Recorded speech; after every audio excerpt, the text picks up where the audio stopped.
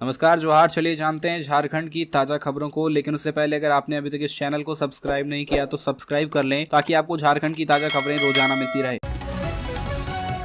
अगली खबर, 10 अप्रैल को झारखंड रहेगा बंद। 60-40 वाली नियोजन नीति के खिलाफ 8 अप्रैल को सीएम हाउस का होगा घेराव। राज्य के विभिन्न छात्र संगठनों ने 10 अप्रैल को झारखंड बंद बुलाया है। इसके पहले 8 अप्रैल को सभी सीएम हेमंत सोरेन का घेराव करेंगे। इस बात का निर्णय छात्र संगठनों ने मोराबादी मैदान ऑक्सीजन पार्क में हुई बैठक में लिया गया। इस बैठक के बाद बताया गया कि सीएम हाउस घेराव और झारखंड बंद का Jharkhand youth association, Jharkhand students union, आदिवासी मूल निवासी सामाजिक संगठन सहित तमाम छात्र संगठन भी समर्थन करेंगे। बैठक में झारखंड यूथ एसोसिएशन के केंद्रीय संयोजक इमाम सफी, छात्र नेता मनोज यादव, झारखंड स्टूडेंट यूनियन के देवेंद्र नाथ महतो, युगल भारती आदि शामिल थे।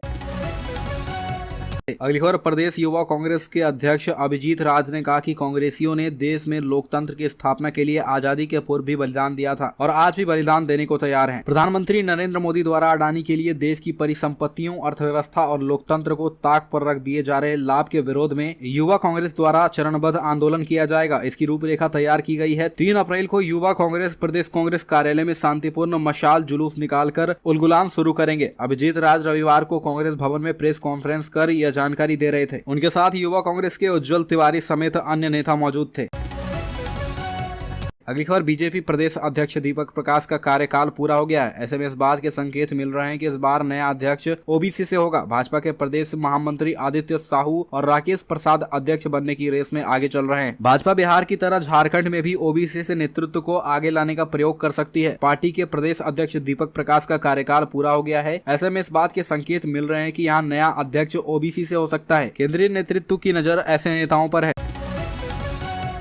अगली खबर, बिजली विभाग ने अपने ग्राहकों के लिए एक मुफ्त बिजली बिल जमा योजना की शुरुआत की है। यह अगले 3 महीने तक चलेगा। इस योजना का लाभ शहरी और ग्रामीण क्षेत्रों के घरेलू उपभोक्ता उठा सकेंगे। बकाया बिजली बिल की राशि से ब्याज माफी के बाद शेष राशि 5 किस्तों में जमा करने की बाध्यता है। उपभोक्ता को मूल राशि जमा करने के लिए विभाग से समझौता करना होगा। अगर उपभोक्ता द्वारा समझौता के अनुरूप राशि किस्तों में जमा नहीं की जाती तो उन्हें इस योजना से वंचित कर दिया जाएगा। यह योजना किसी भी FIR या पेनाल्टी बिल पर लागू नहीं होगी।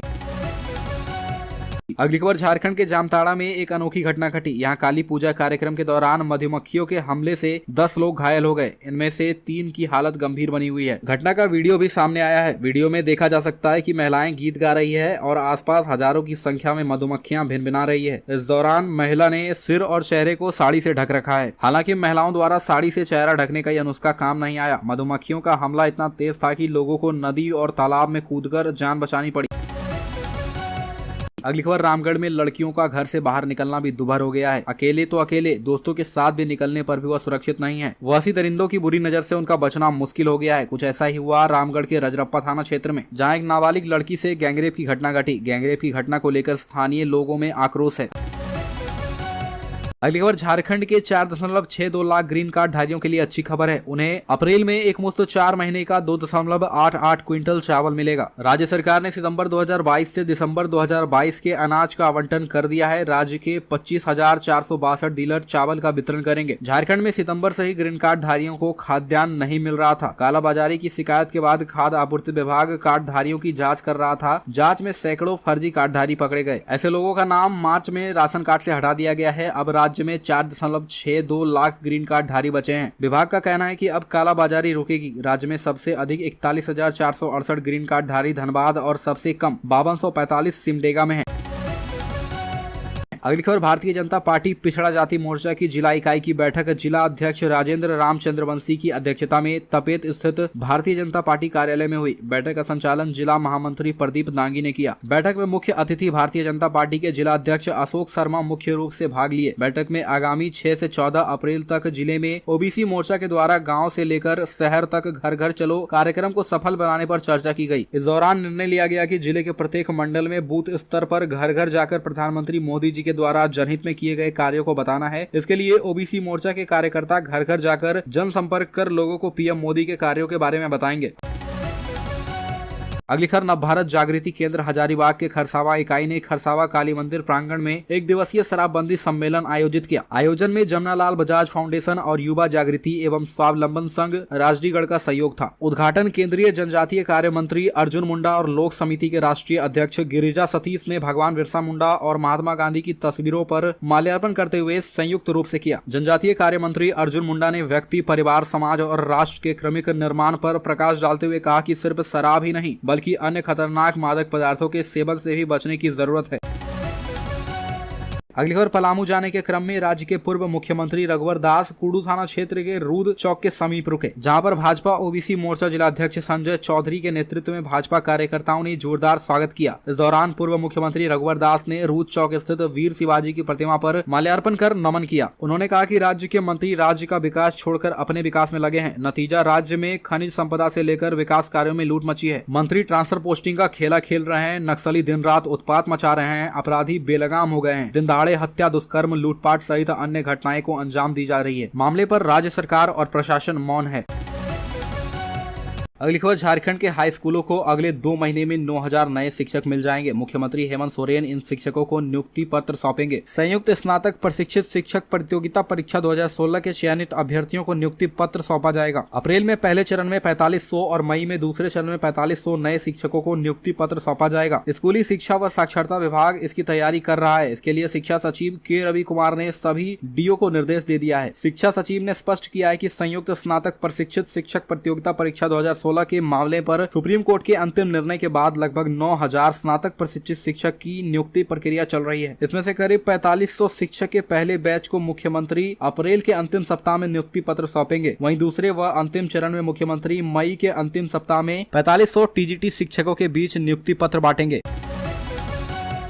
अगली खबर आंगनबाड़ी केंद्रों को सारी सुविधाओं से लैस करने की तैयारी शुरू हो गई है। सरकार आंगनबाड़ी केंद्रों के बच्चों को सशक्त बनाने के लिए समेकित रूप से नई योजना आंगनबाड़ी चलो अभियान की शुरुआत करने वाली है। प्री स्कूलों में जो व्यवस्था निजी स्कूल देते हैं, उसी तरह से अब आंगनबाड़ी केंद्र के बच्चे बेंच डेस्क पर बैठेंगे। बच्चों को पाठ्य सामग्री जैसे किताब, कॉपी, पेंसिल भी उपलब्ध कराई जाएगी। बच्चों को सरकारी खर्च पर यूनिफॉर्म और जूते भी मिलेंगे। पहले की तरह बच्चों को गर्म व ताजा पोषाहार उपलब्ध कराया जाएगा। ठंड के दिनों में स्वेटर उपलब्ध कराए जाएंगे। अगली खबर साहिबगंज नगर थाना क्षेत्र में पटेल चौक के निकट बरगद पेड़ के नीचे स्थापित बजरंगबली की प्रतिमा को कुछ अज्ञात और असामाजिक तत्वों ने अहले सुबह क्षतिग्रस्त कर दिया। प्रतिमा के सिर को तोड़ डाला गया है और मंदिर में लगे ध्वज को फेंक दिया गया है। इसकी सूचना मिलते ही शहर के दर्जनों विश्व हिंदू परिषद के सदस्य पहुंचकर प्रशासन से अज्ञात अपराधी को पकड़ने की मांग करने लगे। इधर मामले की गंभीरता को देखते हुए थाना प्रभारी धर्मपाल कुमार घटनास्थल पर पहुंचकर लोगों को शांत कराने की कोशिश करने लगे, लेकिन वह नहीं माने और बजरंग दल व विश्व हिंदू परिषद के करण यादव के नेतृत्व में NH80 सड़क को जाम कर दिया। फिलहाल पुलिस का प्रदर्शनकारियों को समझाने का प्रयास जारी है। अगली खबर पूर्व सीएम रघुवर दास बोले, भगवान बिरसा की धरती को इस्लामिक राज्य बनाने की दिशा में ले जा रही है हेमंत सरकार। राज्य के पूर्व मुख्यमंत्री सह भारतीय जनता पार्टी के राष्ट्रीय उपाध्यक्ष रघुवर दास ने राज्य सरकार पर जमकर भड़ास निकाला। उन्होंने कहा कि यह सरकार भगवान बिरसा मुंडा की धरती को इस्लामिक राज्य बनाने की दिशा में ले जा रही है। इस संबंध में पूर्व मुख्यमंत्री ने कहा कि राज्य सरकार के इस तुगलकी फरमान से आम जनता बेहद नाराज है। आने वाले समय में सरकार को इसकी बड़ी कीमत चुकानी होगी। दरअसल राज्य सरकार ने नोटिफिकेशन जारी करते हुए निर्देश दिया था कि किसी भी रामनवमी अखाड़ा जुलूस में डीजे बजाने की अनुमति नहीं दी जाएगी। इसके अलावा ट्रेलर भी नहीं चलाने दिए जाएंगे। अगली खबर सोमवार को 19 विपक्षी दलों के प्रमुख नेता एक मंच पर मौजूद होंगे। 19 राष्ट्रीय और क्षेत्रीय दलों के प्रमुख नेता सोमवार को एक मंच पर होंगे। मौका होगा all India federation for social justice के पहला राष्ट्रीय कॉन्फ्रेंस का। झारखंड मुक्ति मोर्चा के कार्यकारी अध्यक्ष और राज्य के मुख्यमंत्री हेमंत सोरेन भी कॉन्फ्रेंस को ऑनलाइन संबोधित करेंगे। इस कार्यक्रम का अध्यक्षीय वक्तव्य तमिलनाडु के मुख्यमंत्री और डीएमके अध्यक्ष MK स्टालिन देंगे, जबकि राजस्थान के मुख्यमंत्री अशोक गहलोत, बिहार के उप मुख्यमंत्री तेजस्वी यादव और समाजवादी पार्टी के अध्यक्ष अखिलेश यादव भी इसे संबोधित करेंगे। अगली खबर झारखंड के पूर्व मंत्री सरयू राय ने कहा कि उनकी नजर धनबाद लोकसभा सीट पर नहीं है। इसको लेकर किसी को गलतफहमी नहीं पालनी चाहिए। वे ना तो किसी राजनीतिक दल में है और ना ही एनडीए यूपीए सहित किसी राजनीतिक दल के गठबंधन का हिस्सा है। उनकी बातों का गलत अर्थ ना लगाया जाए और ना ही कोई व्यक्तिगत बातों को सार्वजनिक करनी चाहिए। अगली खबर झारखंड समेत देश में बिजली की खपत बढ़ी, कोयला कंपनियों पर उत्पाद बढ़ाने का दबाव है। अभी गर्मी ठीक से पड़नी शुरू भी नहीं हुई और झारखंड समेत पूरे देश में बिजली की खपत बढ़ गई है। 3 महीने से देश में रोजाना औसत 200 गीगावाट बिजली की की अधिक की खपत हो रही है। इससे पहले 160 से 170 गीगावाट तक बिजली की खपत होती थी। इसे देखते हुए कोयला की मांग बढ़ गई है। इसे पूरा करने के लिए कंपनियों पर अगले 3 महीने तक उत्पाद बढ़ाने का दबाव है। CCL को भी अगले 3 माह के लिए पावर प्लांटों को तय मात्रा में कोयला देने का लक्ष्य दिया गया है। यही स्थिति सभी कोयला कंपनियों की है। अगली खबर, झारखंड में बढ़ रहे दुष्कर्म के मामले, कहीं चाकू दिखाकर रेप तो कहीं शौच में जा रही युवती का अपहरण। झारखंड में अपराध की घटनाएं बढ़ रही है। बढ़ती आपराधिक घटनाओं में सबसे ज्यादा दुष्कर्म के मामले सामने आ रहे हैं। 4 जिलों में रेप की घटना ने बढ़ते अपराध पर बड़ा सवाल खड़ा किया है। झारखंड के कई जिलों में एक के बाद एक कई ऐसे मामले दर्ज किए गए हैं। कहीं अब भी आरोपियों की तलाश जारी है तो कहीं पुलिस ने तत्परता दिखाते हुए आरोपियों को गिरफ्तार किया है। अगली खबर, साहिबगंज हिंसा में हुई आरोपियों की पहचान। साहिबगंज नगर थाना क्षेत्र में शनिवार की देर शाम विसर्जन जुलूस के दौरान हुए बवाल के बाद पुलिस सतर्क है। इस मामले में कूलीपाड़ा और दहला दोनों मोहल्ले के कई लोगों के खिलाफ मामला दर्ज किया गया है और इन्हें आरोपी बनाया गया है। विसर्जन जुलूस के लिए प्रतिनियुक्त दंडाधिकारी सह गंगा पम्प के कनीय अभियंता संजीव कुमार शाह के बयान के आधार पर प्राथमिकी दर्ज की गई है। बयान में बताया गया कि जुलूस नगर भ्रमण के दौरान कृष्णनगर मोहल्ले से होते हुए बड़तल्ला की ओर से बढ़ रहा था। अचानक कूलीपाड़ा रोड के आसपास के घरों से जुलूस एवं पुलिस बलों पर पथराव होने लगा और साथ ही उत्तेजक एवं धार्मिक भावनाओं को ठेस पहुंचाने वाले नारे लगे। अगली खबर, बिष्टुपुर थाना क्षेत्र के गुजराती सनातन समाज के पास कदमा की महिला का सामान लेकर पहुंचे व्यक्ति से रुपए की ठगी कर ली गई। घटना रविवार सुबह की है। गुजरात के कारोबारी राघव मोनिया गुजरात सनातन समाज में ठहरे हुए थे। जानकारी के मुताबिक राघव कदमा निवासी कृष्णा देवी का कुछ सामान लेकर आए थे। गुजराती सनातन समाज के बाहर निकलने पर उसकी नजर जोमेटो का लिबास पहने बाइक लेकर खड़े युवक पर पड़ी। उसने कदमा की महिला के घर सामान पहुँचाने के लिए जोमेटो वाले महेश नामक युवक से सौदा किया। उसने उसे 150 रुपए दे दिए। रुपये व सामान लेने के बाद युवक फरार हो गया। इसके बाद कारोबारी ने घटना की जानकारी बिष्टुपुर पुलिस को दी। पुलिस ने सीसीटीवी का फुटेज निकाला है जिसके आधार पर युवक की तलाश जारी है। सबसे पहली और बड़ी खबर, धनबाद मंडल कारा में रविवार की दोपहर अचानक पगली घंटी बज उठी। यह घंटी 8 बार बजी। घंटी की आवाज सुनते ही कारा में तैनात पुलिस के जवान सक्रिय हो गए। यह पगली घंटी कैदियों के 2 गुटों में हुई हिंसक झड़प के बाद बजी थी। 2 गुटों के बीच हिंसक झड़प में कई कैदी घायल भी हुए। जानकारी मिलते ही DSP headquarter number 1 Amar Kumar Pandey, DSP law and order Arvind Sinha, SDO Prem Kumar Tiwari समेत अन्य वरीय अधिकारी दलबल के साथ जेल पहुंचे। दरअसल रविवार की दोपहर लगभग 1 बजे के करीब कारा के अंदर 2 गुटों के बीच जमकर मारपीट होने लगी। मारपीट की जानकारी मिलते ही जेल प्रशासन ने पगली घंटी बजाई। इस बीच मारपीट होती रही। जेल प्रशासन की ओर से 8 बार पगली घंटी बजाई गई।